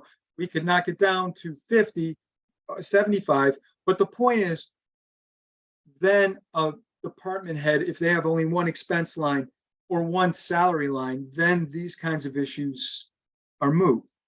Is Right, that we lose correct? control, Becky? we lose control, George, of this, that way. Well, Let's I'm not not have this. debating the issue. I want to understand the law. I want to understand Yeah. if we present a warrant article that way. That's why he has to come to us, because the budget that was approved was at that granular detail. Yeah. That's, Yeah. I just want to make that point. I want to be sure that I fully understand it. Yeah, I don't know, Bob. I mean, it's something we need to talk about or don't need to talk about. I don't. No, I think we do. And Paul, I mean, Paul mentioned this, right? At a recent discussion with him. Yes. You know, he's noticed that other towns kind of manage their budget process in that way. It's worth debating. I think there are pros and cons. I wonder if we could take a straw poll at town meeting. What do the voters think? Yeah. but- Susie, is your question on the same topic, Susie? Yeah, yep, mine is, I just still am trying to understand the process, but it appears to me that if Lenny sent in an invoice for training and his training line is 0, the accountant kicks it back and says, you don't have any money there. Is that true? Yep. And it's that vote from the select board that she needs to see to Well, allow it. There's one other issue. I mean, the other issue is, yeah, payroll's a little different than other expenses. I mean, so it's 390. Yeah, it's pretty, he's so close. It's probably like within $500 or $1,000. But and I don't know if Lenny will know before then, because it depends who shows up. But when is the finance committee meeting again? 13th. Okay, June great. 13th. We'll talk about it on the 13th. I really didn't anticipate you discuss this tonight, but thank you for trying to, and I apologize for not being prepared.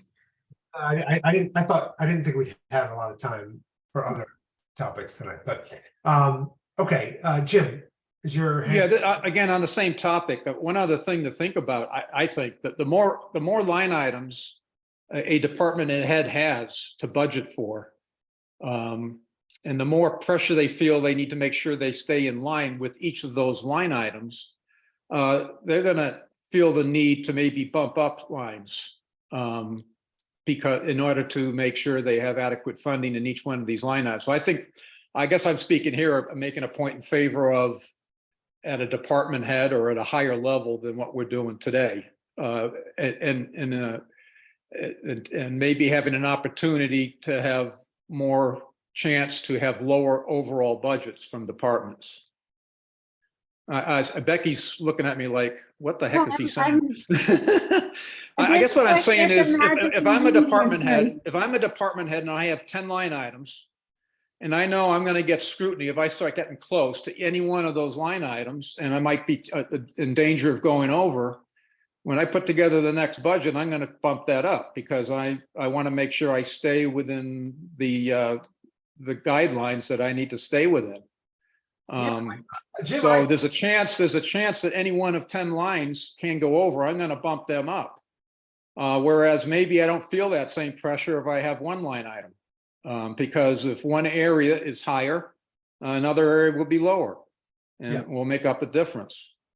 So I guess I'm just saying that this maybe human behavior would say that with fewer line items, you can end up possibly ending up with lower budgets. So we'll definitely discuss this during Yeah. one of our post town meeting off-season kinds of topics. I think it's worth exploring. Okay, any kind of last minute preparation things for town meeting? Any feedback on tonight? Is that is that kind of level? It was sort of the right level of detail, too much, too little? Any feedback would be welcome. Too few people. Well, too few people for sure, yeah. And Bob? hopefully not on Saturday.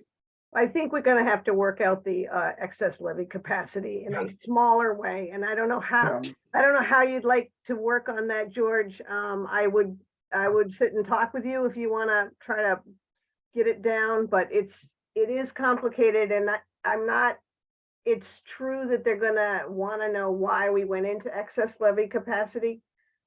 But I think we have to find a shorter way to explain it. Yeah, I would agree with that. It was very hard to follow, and I'm sure people were just, confused and just withdrew from understanding. I would keep it just to a very simple analysis of the fact that some years we haven't taxed up to 2.5% and we have a little bit left over, and that builds up, and now we're sort of cashing in on that. I think, although that's a very simplified and probably not completely accurate way of viewing it, but if you just said it like that and described it like that, then people would sort of get a handle on what exactly this is and what we're trying to do. I'll think about it. I totally understand. Trying to keep it simple and trying to keep it short. Believe me, I don't want to talk all that. And I probably am trying to make sure I cover all the bases where maybe I don't need to cover all the bases. Yeah, I would. So, I mean, I think, yeah, Becky, what do you think? I thought you did a remarkable job, and Mike actually understood it better than he had, because I've spent 2 or 3 years trying to explain it to Mike. And He asks this every year. We definitely got further this yeah, year. no, but he was clear. He got to a much clearer point very quickly this year with your explanation. So I think I think a lot, but I understand Jim's point too. If you start with the most basic overview,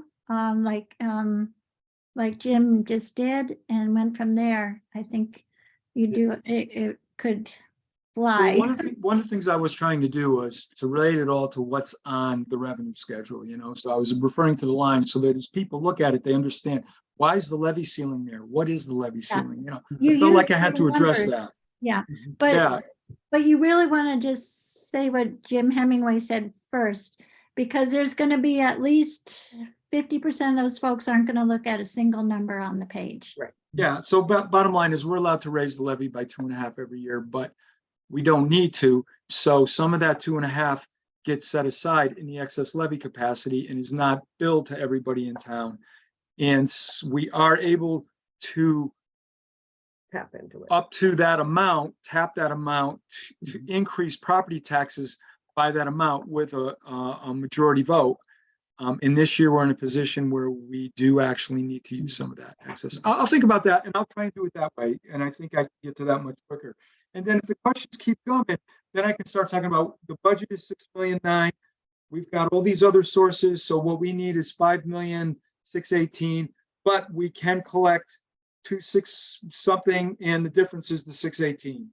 And and then relate it back. So I'll save that last part and hopefully not have to even say it.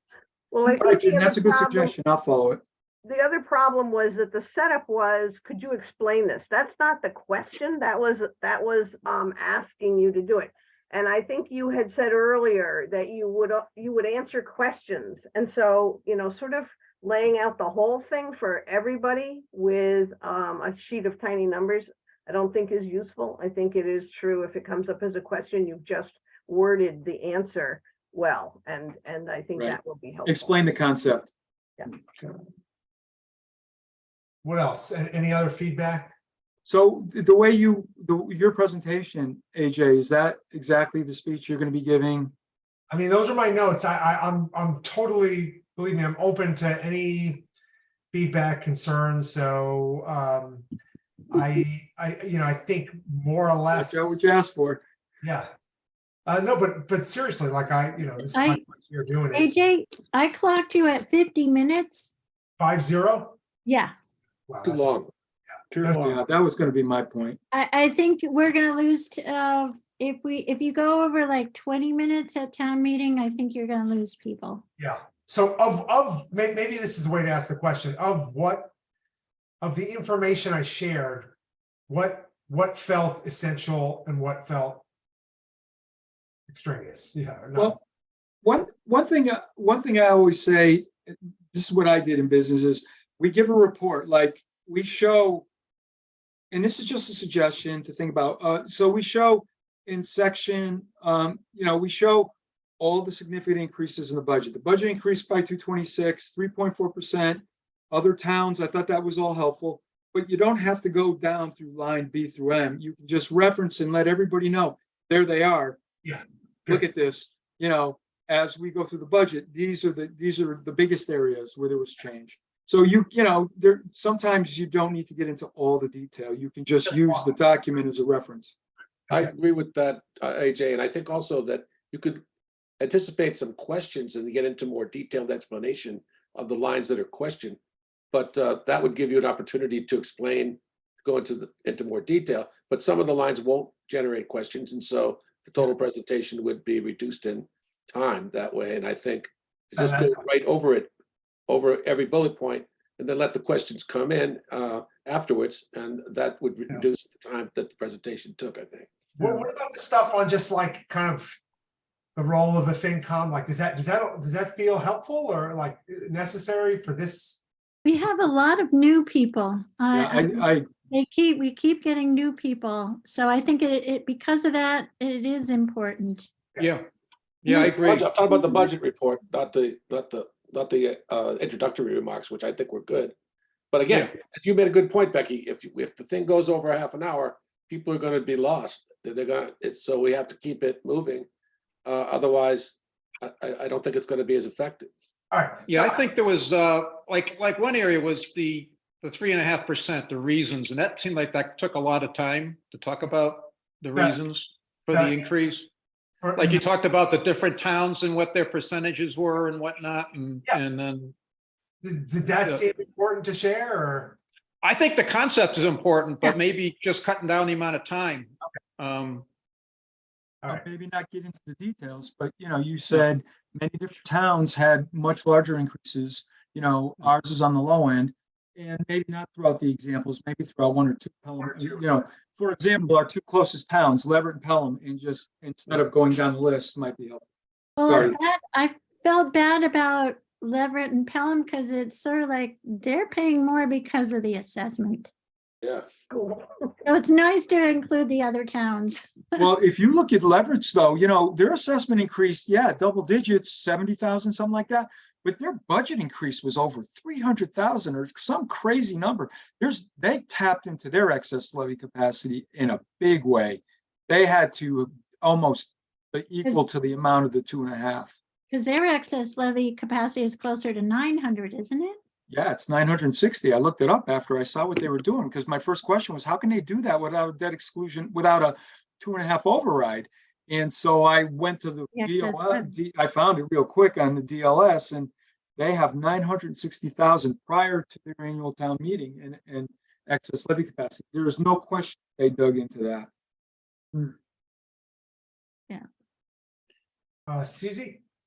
Yeah, I thought the contexts were good, but you can give less examples.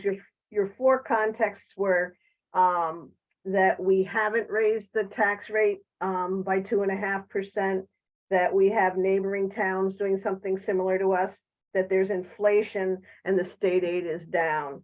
And I think that that's, short, and those are pressures on our budget.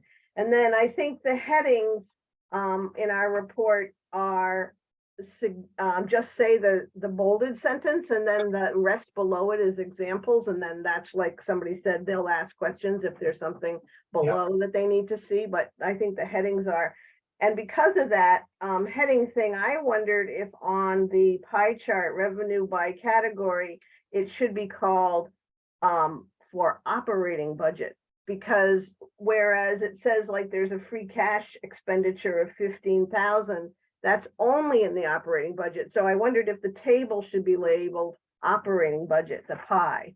So FY24 operating budget by category.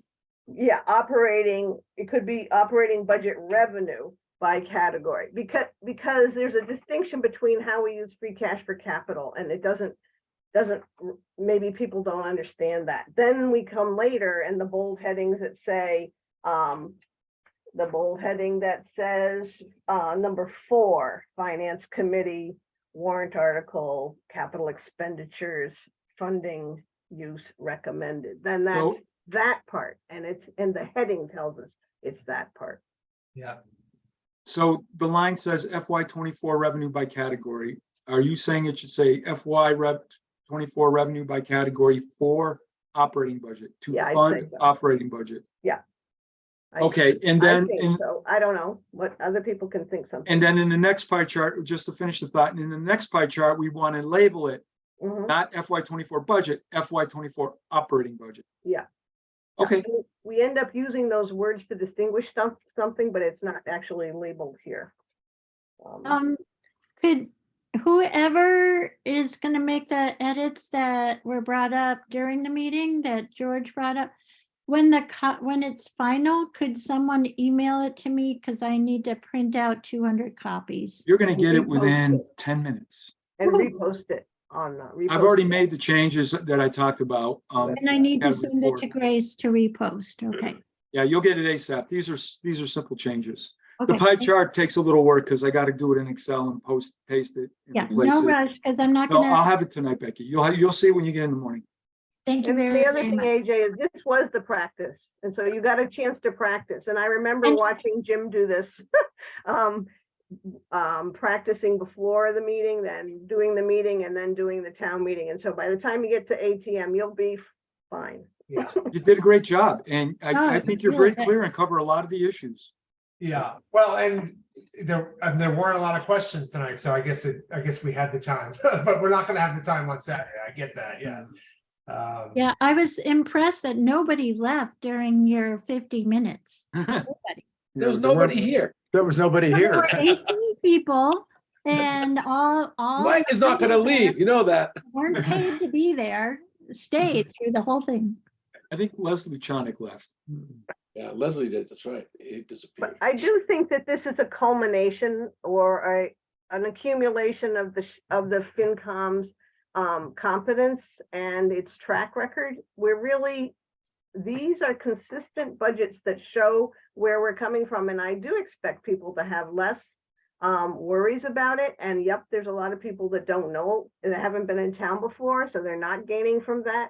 But I feel like we have made good progress at explaining and developing our budget so it is explainable. And everybody's doing a good job answering questions. Yeah, thank you. Thank you all. You chimed in. Okay, that's all I have. Okay. Get lots of rest on Friday. All right. And Bob, it's your fault the Celtics lost. Why is it my fault? I don't know. I just watched it watched till, I didn't watch the bitter end. I was in bed, man. Oh, was I good. It was watched just, it I go to today. bed now. Oh, my God. I make a so motion, we sad. adjourn. Yes. Okay, Hey, George, yeah. the Heat deserve to win that. Well, there's no question. I mean, we played great defense. We looked good for the first 4 minutes, but then we couldn't put the ball in the bucket. Do you think that you could actually dribble better than Jaylen Brown or not? Well, the turnovers have been a problem all year long. And the 3-point shooting just seems to have disappeared. And their main What guy about the was sprained injured, ankle? you know? Yeah, I know that's true, but we had that great play where a lot of times we throw it into Al and he'd kick it out to the wing and the wing would shoot and it would bonk. And it could have been 3 points and that happened multiple times. There's no question. Jason. But you don't want, you don't want to live by three-point shooting. You die by the You gotta three. you gotta have a backup plan, you know, Yeah, no, just in that's true. case. And that's just in where case. that's where the sprained ankle hurt us, right? Yeah. I mean, look at Charles Barkley said. He said, it makes my head hurt. to watch." I think we're losing people. Yeah, we are. Okay. See you all, well, see you all Saturday, see you Take care. Saturday, boys. See you Girls. Saturday or Friday at 2:00. Okay. Friday, what's Friday Friday at at 2 2? o'clock. Bye. What's Friday at 2? Friday at 2 is work time. Setting up for town Oh, meeting. yeah. Okay, yeah, gotcha. Okay, bye. Bye. See you. Thank you, George.